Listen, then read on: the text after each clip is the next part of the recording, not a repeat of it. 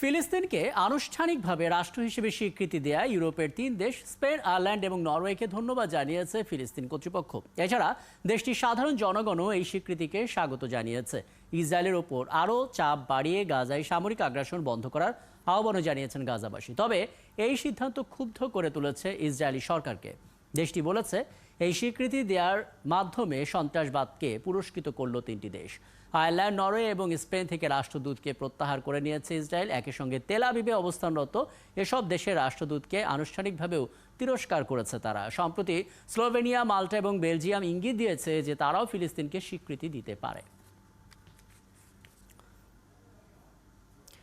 যদি হিসেবটা দেখি, এ পর্যন্ত বিশ্বের 139টি দেশ ফিলিস্তিনকে স্বাধীন রাষ্ট্র হিসেবে স্বীকৃতি দিয়েছে। গেল 10ই মে জাতিসংঘের সাধারণ পরিষদের একটা ভোটাভুটি হয় এবং সেখানে মোট 193টি সদস্যের মধ্যে এই তিনটিকে ধরলে 143টি দেশ ফিলিস্তিনের পূর্ণ সদস্যপদ প্রাপ্তির পক্ষেই ভোট দেয়।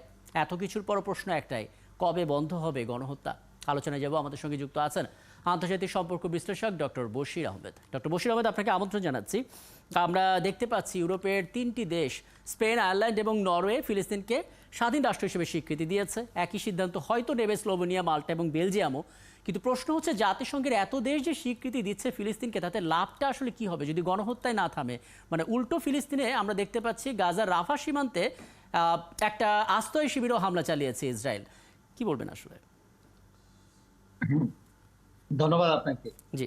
এখন এই 10ই মে যে জাতিসংঘের সাধারণ পরিষদের যে অধিবেশনে ফিলিস্তিন থেকে রাষ্ট্র হিসেবে স্বীকৃতি দিয়েছে, সেটা খুবই কাঙ্ক্ষিত ছিল। কারণ আপনি গত 7ই অক্টোবর থেকে এই যে সম্প্রতি যে গাজার উপর যে নারকীয় হামলা এবং যে ধ্বংসযজ্ঞ, সেটা কিন্তু বিশ্ব বিবেককে অন্যভাবে নাড়া দিয়েছে। যদিও আজকে গাজা ধ্বংসস্তূপে পরিণত হয়েছে, রাফাতে এখন সর্বাত্মক হামলা চলছে। এই যে ইসরায়েলের যে এই যে অত্যাচার এবং ইসরায়েলের যে বর্বরোচিত হামলা, সেটা তাদের নিজস্ব জাতিসত্তা হিসেবে টিকে থাকা বা জাতীয় আত্মনিয়ন্ত্রণাধিকার রক্ষা করার জন্য তাদের যে প্রচেষ্টা, সেটা কিন্তু বিশ্ববাসী এখন স্মরণ করছে। যদিও সেই টু স্টেট সলিউশনের দিকে তো আপনার অনেক রাষ্ট্রই ছিল, মিডল ইস্টের আরব লীগ সহ, এবং বাকি যুক্তরাষ্ট্র কিন্তু এটার পক্ষেই ছিল। কিন্তু কোন ক্ষেত্রে, কোন মুহূর্তে এই টু স্টেট সলিউশনটা কার্যকর হবে, সেটা নিয়ে কিন্তু অনেক ধরনের কৌশলগত বিষয় সেখানে কাজ করছে আর কি, কখন দেওয়া হয়। কিন্তু এই সম্প্রতি এই যে 10ই মে যে আপনার যে সাধারণ পরিষদের অধিবেশন, এবং সেখানে ইউরোপের শক্তিশালী দেশ, আপনি যেটা বললেন যে প্রায় আয়ারল্যান্ড, স্পেন এবং নরওয়ে এই স্বীকৃতি দেওয়ার ফলে একটা নৈতিক চাপ তৈরি হয়েছে অবশ্যই।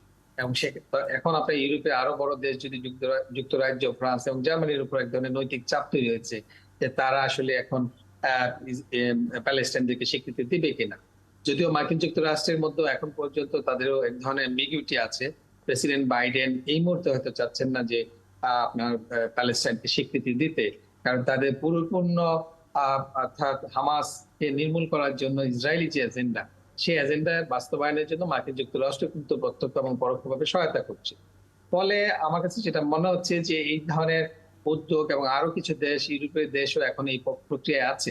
তবে আমার মনে হয় যে এটা একটি দ্বিরাষ্ট্রিক একটি সমাধানের দিকে যাবে, কিন্তু এটা কবে যাবে, আপনি যেটা বললেন কবে যুদ্ধ থামবে, সেটা হয়তো এই মুহূর্তে বলা সম্ভব হচ্ছে না। যদিও এটা বলা হচ্ছে যে রাফায় যদি যে আক্রমণ চালিয়ে হামাসকে সম্পূর্ণভাবে নির্মূল করতে পারে, সেক্ষেত্রে হয়তো ইসরায়েল আচ্ছা, আমি থামাবে। এখান থেকে আবারও আলাপটা শুরু করব। এই ফাঁকে আরেকটা প্রশ্ন একটু জেনে নিতে চাই। আপনি জানেন সামনে মার্কিন নির্বাচন। এই অবস্থায় জো বাইডেন খুব সাবধানে হাঁটার চেষ্টাও করছেন। ওদিকে নেতানিয়াহুর বিরুদ্ধেও গ্রেফতারি পরোয়ানা জারি আছে।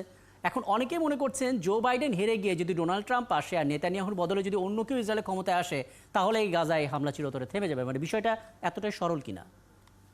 আমার কাছে মনে হচ্ছে এতটা সরল না। যদিও যদি ডোনাল্ড ট্রাম্প পাশ করে, সেক্ষেত্রে হয়তো তিনি যেভাবে তার প্রেসিডেন্সিকে দেখে, অর্থাৎ মার্কিন যুক্তরাষ্ট্রের রাজনৈতিক স্বার্থ অপেক্ষা মার্কিন যুক্তরাষ্ট্রের অর্থনৈতিক স্বার্থকেই ডোনাল্ড ট্রাম্প বেশি প্রাধান্য দিয়েছে। ফলে এখন ইসরায়েলের বিপক্ষে অবস্থান নেওয়া সেই মার্কিন যুক্তরাষ্ট্রের যে কোনো প্রেসিডেন্টের জন্য, যে কোনো রাজনৈতিক দলের জন্য অত্যন্ত চ্যালেঞ্জ। সেক্ষেত্রে এই নির্বাচনের এই সময়টুকু খুবই স্পর্শকাতর। আমার কাছে যেটা মনে হচ্ছে, কম্পারেটিভলি ডোনাল্ড ট্রাম্প ক্ষমতায় আসলে এখানে একটি রাজনৈতিক সমাধানের সুযোগ খুব তাড়াতাড়ি তৈরি হবে বলে আমি মনে করি। কারণ মার্কিন যুক্তরাষ্ট্র রাজনৈতিকভাবে এখন বিশ্বকে যেভাবে নেতৃত্ব দিচ্ছে, ডোনাল্ড ট্রাম্প অ্যাডমিনিস্ট্রেশন সেইভাবে না ভেবে তারা তাদের অভ্যন্তরীণ এবং মার্কিন যুক্তরাষ্ট্রের নিজস্ব স্বার্থ, অর্থনৈতিক স্বার্থকে সবচেয়ে বেশি প্রাধান্য দিতে পারে। ফলে আমার কাছে যেটা মনে হচ্ছে তখন একটা অ্যামিকেবল সলিউশনের পথ দ্রুত হতে পারে বলে আমাদের ধারণা। কিন্তু আমরা সঠিকভাবে বলতে পারছি না যে ট্রাম্প এসে সব সমস্যার সমাধান করে দিবে। কারণ দেশটি হচ্ছে ইসরায়েল এবং ইসরায়েলের বিপক্ষে অবস্থান নেওয়া মার্কিন একজন রাষ্ট্রপতির পক্ষে কতটুকু সম্ভব এটা আপনারা সবাই জানেন। কারণ সকল ফাইন্যান্সিয়াল সেক্টরস, তাদের ডিফেন্স এবং এই যে ওয়ার্ল্ড এখন যদি আমরা যদি বলি যে সায়েন্টিফিক যে কন্ট্রিবিউশন সবকিছু মিলেই ইসরায়েলিরা কিন্তু অনেক উপরে আছে এবং মিডল ইস্টে কিন্তু একমাত্র ইসরায়েলি হচ্ছে যুক্তরাষ্ট্রের সোলমেট। ফলে irrespective of any party or any government আপনার ইসরায়েলের প্রতি তাদের নৈকট্য, তাদের সমর্থন থাকবে। হয়তো স্কেলটা কম বেশি হতে পারে।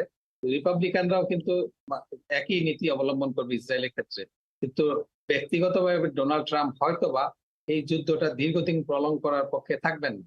সেই ধরনের ধারণা, কারণ এর আগেও আমরা দেখেছি মধ্যপ্রাচ্যের পিস প্রসেসে কিন্তু ডোনাল্ড ট্রাম্প অনেকটাই সফল হয়েছিলেন, যেটা এই মুহূর্তে হয়তো বাইডেন প্রশাসন সেভাবে হয়তো সাফল্য লাভ করছে না। আপনাকে অনেক ধন্যবাদ, আপনি আমাদেরকে সময়টা দিয়েছেন। আন্তর্জাতিক সম্পর্ক বিশ্লেষক ডক্টর বশির আহমেদ আমাদের সঙ্গে যুক্ত ছিলেন এতক্ষণ।